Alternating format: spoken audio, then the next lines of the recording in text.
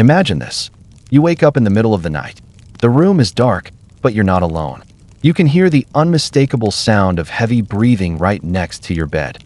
Slowly, you turn your head, and there, lying just a few feet away, is not your dog, not your cat, but a fully grown lion. This isn't a scene from a Hollywood movie.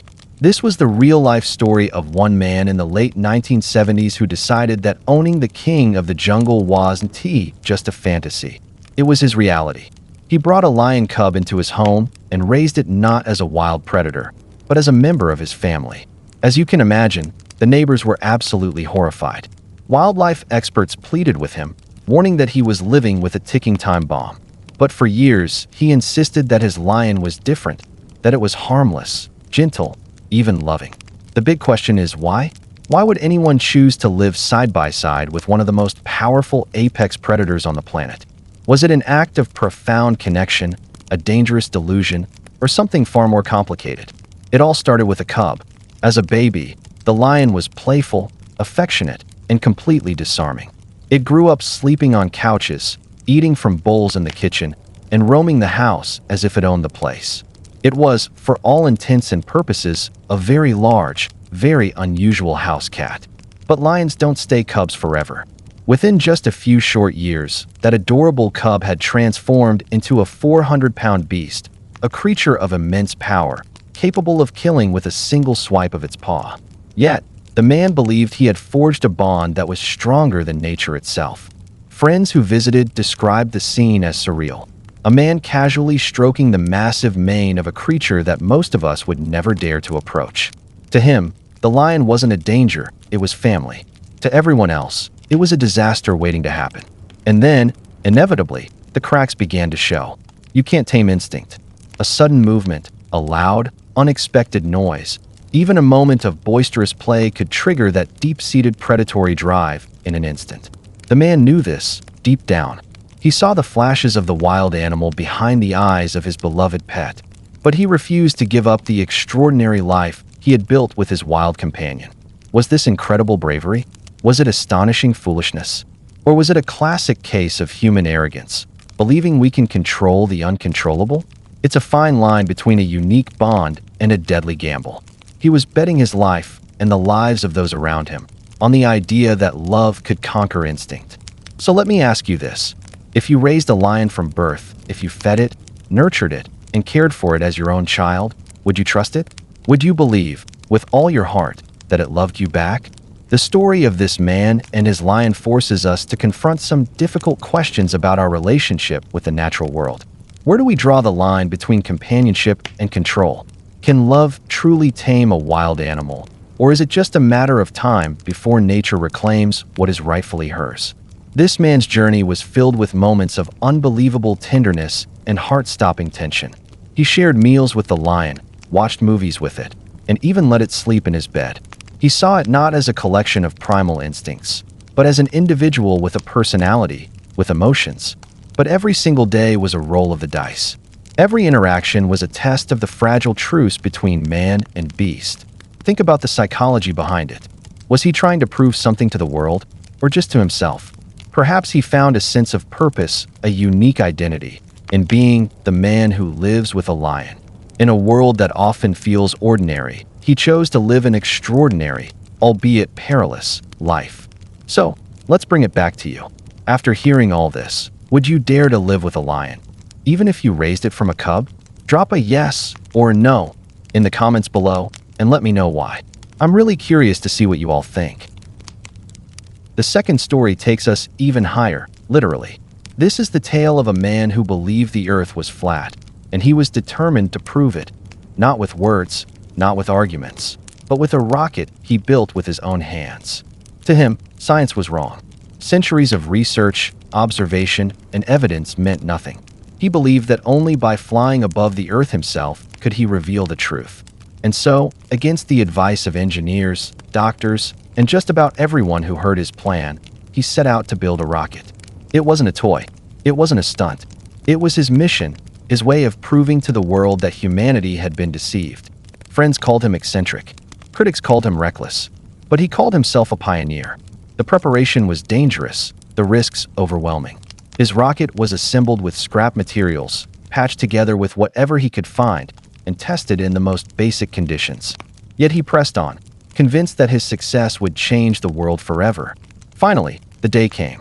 As crowds gathered, the man strapped himself into the rocket. With the push of a button, the machine roared to life. The noise was deafening, the smoke blinding.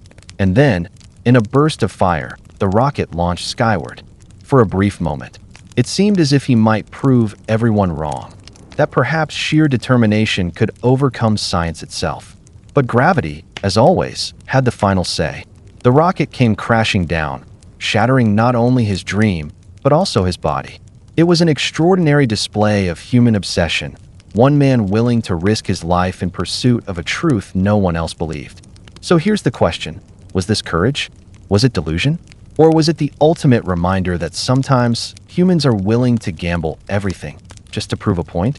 And now we come to the third story in our journey today. Perhaps the strangest tale so far. A love story, but not the kind you might expect. This is the story of a woman who fell deeply, passionately, and unshakably in love with the Eiffel Tower. Yes, the very same iron monument standing in the heart of Paris, visited by millions of tourists every year. For most, it is an architectural masterpiece. For her, it was something much more. A partner, a soulmate, a husband. Her name was Erika Eiffel. A former U.S. Army sharpshooter, she spent much of her life feeling different, disconnected, searching for meaning in places where most people never would. And then, one day, she found it, in steel beams and iron rivets. To Erika, the Eiffel Tower was alive. Not in the way we think of a human being, but in a way she believed was just as real. She felt comfort in its structure, strength in its height, intimacy in its form. While others saw cold metal, she saw warmth. While others saw a landmark, she saw a lover. In 2007, she made a decision that would shock the world. She married the Eiffel Tower in a private ceremony. Dressed in black, holding a bouquet of red roses, she exchanged vows with the 984-foot monument, sealing her commitment with a kiss pressed against its steel framework. It wasn't a stunt for fame. It wasn't a joke. For Erika, it was the most serious moment of her life. A declaration of love as powerful to her as any human relationship could ever be. But how does one explain this? How does one marry an object? Psychologists have a name for it: objectophilia or objectum sexuality. A condition where individuals experience deep emotional, romantic, or even sexual attraction to inanimate objects. For some, it's cars. For others, musical instruments. For Erika, it was the Eiffel Tower. And she was not alone. Across the world, there are others who claim to have married bridges, fences, even amusement park rides. They speak of these objects as if they are alive, as if they understand them better than any person ever could. But Erika's case stood out because of the scale. The Eiffel Tower is not just any object. It is one of the most recognizable landmarks on Earth. Millions take photos with it. Millions admire it. But only one woman pledged her heart to it forever. The media exploded with headlines. Some ridiculed her, calling it absurd, calling her delusional. Others sympathized, suggesting that perhaps we are too quick to judge what love is and where it can be found. For Erika, none of that mattered. She believed her bond was genuine, unbreakable. She said the Eiffel Tower gave her a sense of peace she had never found with people. To her, it wasn't strange.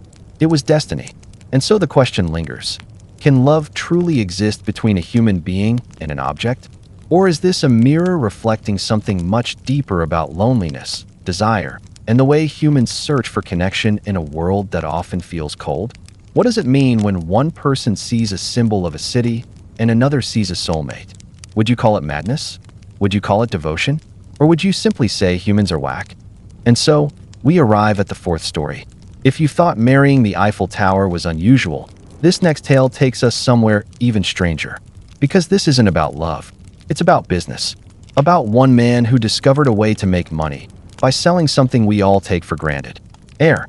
Yes, air. Invisible, tasteless, weightless. The very thing you are breathing right now. For most of us, it is free. But for him, it was a product. Something he could package, brand, and sell. And here's the most unbelievable part. People actually bought it. The idea began in China, where rapid industrialization led to some of the worst air pollution on the planet.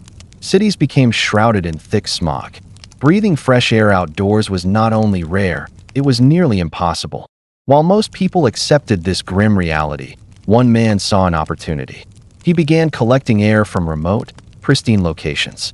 Alpine meadows, forested mountainsides, rural areas untouched by smog.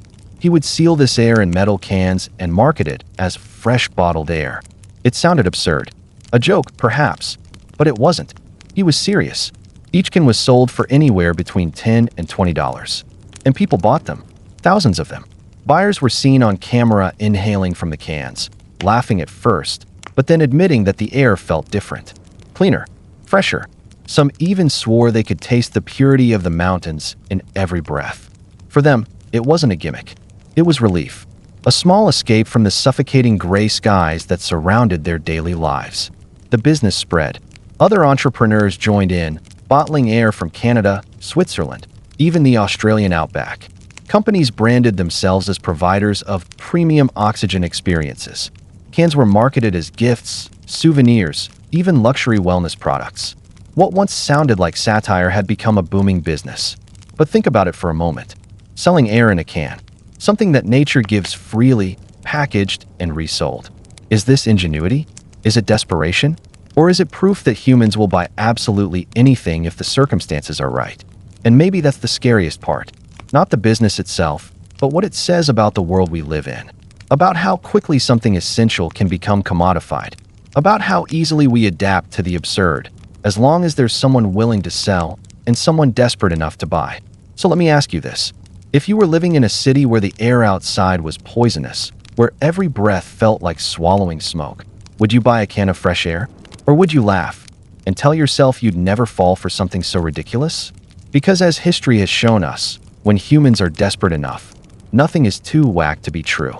And now we move to the fifth story. It begins not in a jungle, nor on a Parisian landmark, nor in a polluted city. This one begins in the most ordinary place imaginable, an airport terminal. A space most of us pass through for only a few hours at a time. A place of movement, of arrivals and departures, of beginnings and endings. But for one man, the airport was not a stop along the way. It was his home. For 18 years. His name was Mehran Karimi Nasseri, though the world came to know him simply as a Sir Alfred. His story was so unusual, so haunting, that it later inspired the Hollywood film The Terminal. But the real story was far stranger than fiction. In 1988, Nasseri arrived at Charles de Gaulle Airport in Paris, carrying a small bag and a complicated past. Born in Iran, he claimed to have been expelled from his homeland. He sought asylum across Europe, but bureaucratic mistakes, missing documents, and a maze of legal battles left him trapped. He had no passport, no visa, and nowhere to go. So he stayed. At first, people assumed it would be temporary. Days, maybe weeks, until officials sorted out his situation. But weeks became months. Months became years. And before long, Nasseri had built a life inside Terminal 1. He slept on a red plastic bench. He washed in the airport bathrooms. He ate food purchased from McDonald's, Burger King, and the airport cafe. His possessions fit neatly into a few bags. And every morning, as travelers rushed past him with tickets in hand, he remained where he was, frozen in a place designed for constant motion. Airport staff grew used to him. Some brought him food. Some offered him newspapers. Over time, he became part of the scenery, almost like another fixture of the building.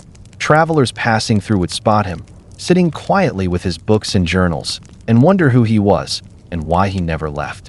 18 years. Think about that. An entire childhood. Nearly 2 decades of birthdays, holidays, and changing seasons, all lived out beneath fluorescent lights and the unending echo of departure announcements. It is hard to imagine the psychological toll. No privacy, no freedom, just the endless rhythm of strangers passing by, day after day, year after year. And yet, Nasseri adapted. He wrote in his diary. He read philosophy. He studied economics. The terminal became not just his home, but his world. Some say he stayed even after he was technically allowed to leave. By then, the airport was all he knew. A paradox of safety and imprisonment. A place where he was invisible, but also immortalized. His story forces us to ask questions about the systems we live under. About borders, bureaucracy, and identity. What does it mean to belong somewhere? What does it mean to be trapped by paperwork when the world itself is wide and open?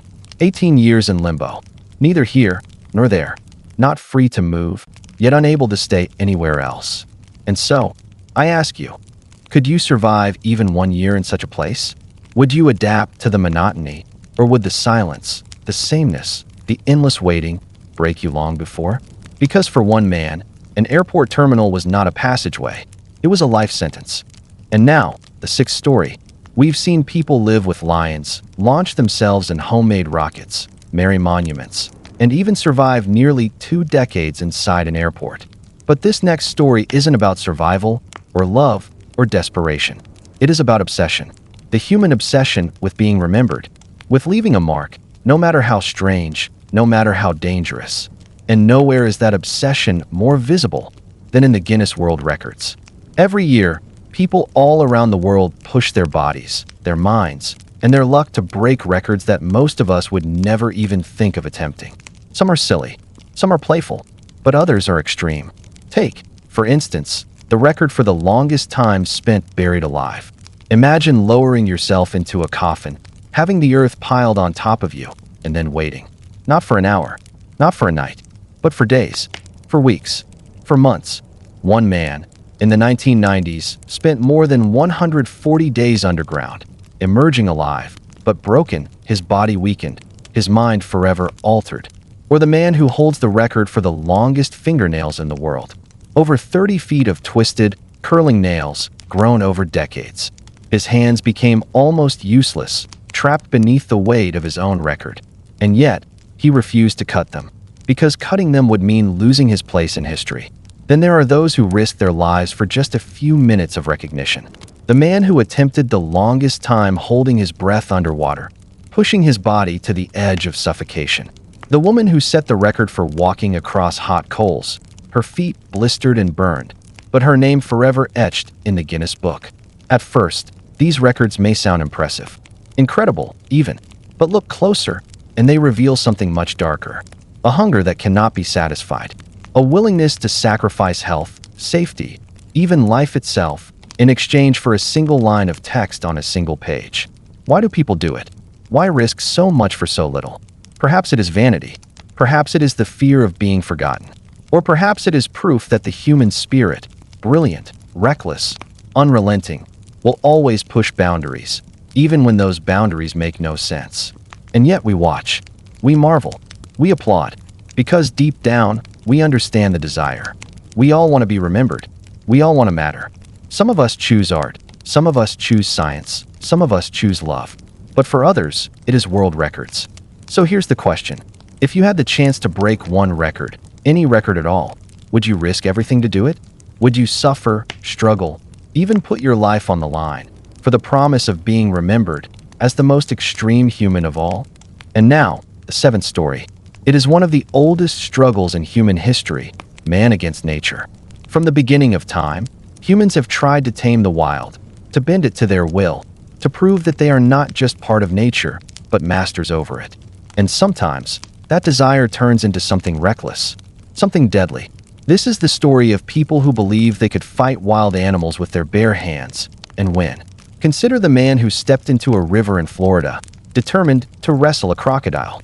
Locals watched in horror as he grabbed the reptile by its tail, laughing, believing he was in control. But a crocodile is not a toy. With one powerful twist, the animal spun, its jaws snapping shut with the force of thousands of pounds. The man survived barely, but his story became a grim reminder of just how fragile human strength is when compared to the raw power of nature.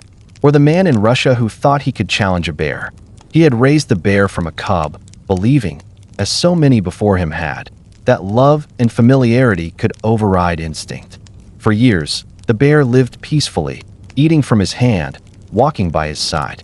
But in a single moment, triggered by hunger, stress, or perhaps nothing at all, the animal's primal nature took over. The man did not survive. And then there are the stories of traveling circuses, where performers would wrestle lions, tigers, and leopards in front of roaring crowds.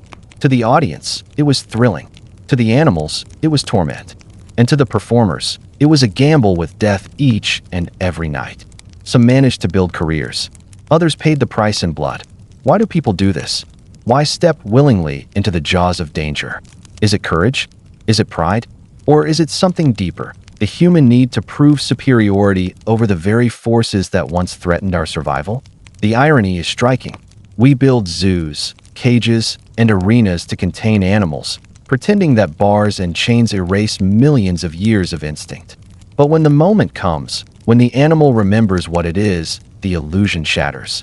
And we remember that humans, too, are flesh and bone, fragile against claw and fawn. So let me ask you, if you stood face to face with a wild animal, cornered, staring into its eyes, would you fight? Would you try to prove your strength? Or would you bow to the truth that no matter how advanced we become, nature will always have the upper hand? Because history has shown us time and again, to fight nature is to fight the inevitable. And that is why humans are whack. And now we reach the eighth story. Food. It is the most basic human need, the fuel that keeps us alive. For most of history, finding enough of it was the greatest challenge of all. But once survival was secured, humans did something unusual. They began experimenting, testing, pushing the limits of what the human body could consume. And from that strange curiosity came some of the most bizarre, dangerous, and disturbing diet challenges in history. Consider the tale of Tarare, an 18th century Frenchman who became infamous for his insatiable appetite. He could eat entire baskets of apples, live animals, even garbage from the gutters. He once swallowed a whole eel, alive, without chewing. Doctors studied him, amazed and horrified, as he consumed things no human should ever place in their mouth. Yet no matter how much he ate, he was never satisfied. His hunger was endless. His story, both fascinating and grotesque, became a legend. Fast forward to more recent times, and we find fads that are just as strange, if not more. The so-called cotton ball diet, where people dipped cotton balls in juice and swallowed them to feel full without eating food. It spread across social media as a dangerous trend, leading to blockages, starvation, and lasting health problems. The idea that stuffing the body with indigestible material could be a form of weight loss shows just how far humans will go in pursuit of control over their own image. And then there are the eaters of metal. Yes, metal. Michel Lotito, known as Monsieur Mange-Tout, spent decades consuming bicycles, televisions, and even an entire small airplane, piece by piece. His body had adapted in ways science still struggles to explain. To the world, it was a spectacle. To him, it was a talent. But one can't help but wonder, was it brilliance or madness? Throughout history, diets have ranged from the questionable to the catastrophic. There was the vinegar diet of the 1800s, which led to fainting fits and malnutrition. The tapeworm diet of the early 1900s, where people swallowed parasitic worms in the hopes of shedding pounds. And countless more, each one proving that when it comes to food, humans are willing to risk almost anything, health, dignity, even their lives, in pursuit of some imagined benefit. Why do we do this? Why do we turn something as natural as eating into an experiment, a competition, a test of endurance? Perhaps it is curiosity, perhaps vanity, perhaps desperation, or perhaps it is simply another reminder of the strange truth that humans will always push boundaries, even when those boundaries make no sense. So here's the question. If you were offered fame or beauty or recognition, would you eat something that could harm you? Would you risk poisoning yourself just to prove a point? Because when it comes to bizarre diets, one thing is clear. Hunger may keep us alive, but obsession can drive us straight into the absurd. And now we come to the ninth story. Throughout history, humans have dreamed of defying danger, of doing what others fear, of proving that they can stare death in the face and walk away victorious. These are the daredevils, men and women who chase adrenaline, who risk everything, not for survival, but for glory. But sometimes, their stunts go too far. Consider the story of Felix Baumgartner. In 2012, he ascended to the edge of space in a capsule carried by a giant helium balloon. From a height of nearly 128,000 feet, he leapt. For 4 minutes, he plummeted toward Earth, reaching speeds faster than sound. He survived. He became a legend. But for every Felix, there are countless others whose stories end in tragedy. Take the men who leapt from skyscrapers, trusting parachutes stitched together in garages, or wingsuits designed in backyards. For a few thrilling seconds, they soared like birds. And then, in an instant, a gust of wind, a faulty strap, a misjudged angle, dreams of flight shattered on the pavement below. Or the daredevils who balanced on tightropes strung between towers, thousands of feet above the ground. To the crowds below, it was awe-inspiring. To the performer, it was a heartbeat away from disaster. A slip of sweat on the palm, a single tremor in the leg, and gravity, patient as always, waiting for its chance. And then there were the motorcycle jumpers. Evel Knievel became famous for flying his bike over cars, buses, even canyons. He survived crashes that shattered bones, broke teeth, and left him limping for life. He called it showmanship. Doctors called it insanity. But the crowds loved him because he dared to do what they never would. Why? Why risk it all for a stunt? Is it thrill? Is it pride? Or is it the hunger to be remembered as someone who did the impossible? Daredevils claim they feel most alive when standing closest to death. But too often, the line between bravery and recklessness is razor thin. The truth is sobering.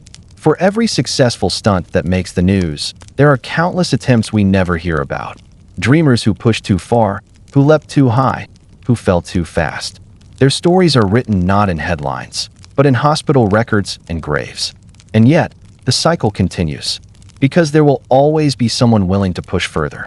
Someone willing to climb higher, jump farther, fall faster.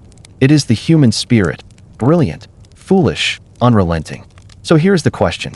If you had the chance to become a legend, but the price was your life, would you take the leap?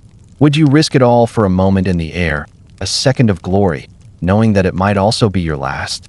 Because history has proven, again and again, when humans chase the sky, they often forget that gravity always wins. And finally, we arrive at the 10th and last story in our journey today. It is a story as old as humanity itself, the dream of flight. From the moment humans first looked up at the sky and saw birds soaring above, we have longed to join them, to escape the ground, to break free from gravity, to take to the air not in machines, but in wings of our own. It is one of the oldest fantasies in human history. And it is the dream that drove one man to his most dangerous experiment. He believed he could do what evolution had denied us. He believed that with enough determination, and with a set of wings he built with his own hands, he could launch himself into the sky. Not with airplanes, not with balloons, but by strapping those wings to his back, climbing onto his roof, and leaping. It sounds like a fairy tale, but this was no myth. He spent weeks, some say months, designing his creation. Fabric, wood, metal rods. He tested their weight, their balance, the way they caught the wind. To neighbors, it seemed ridiculous. To him, it was destiny. He was ready to prove that man could fly. And so, the day came. He climbed the ladder to his roof, wings strapped tightly against his arms. He looked down at the street below, then up at the sky above. For a moment, he wasn't a man on a roof. He was Icarus, preparing to rise toward the heavens. And then he jumped. For a second, just a second, he felt the rush of air beneath him, the illusion that his wings were carrying him. But dreams are fragile things, and reality is far less forgiving. The wings bent, the fabric tore, and instead of rising, he fell. Hard. The crash left him broken, but it also left behind a story, one that has echoed through time. Because his attempt was not unique. History is full of men and women who tried to build their own wings. From the Middle Ages, where inventors hurled themselves from towers with wooden contraptions, to the early 20th century, when dreamers tested flying suits in front of skeptical crowds. Each failure was spectacular. Some ended in tragedy.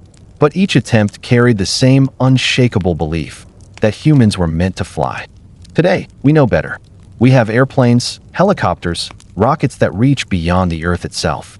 We can soar higher and farther than those dreamers ever imagined.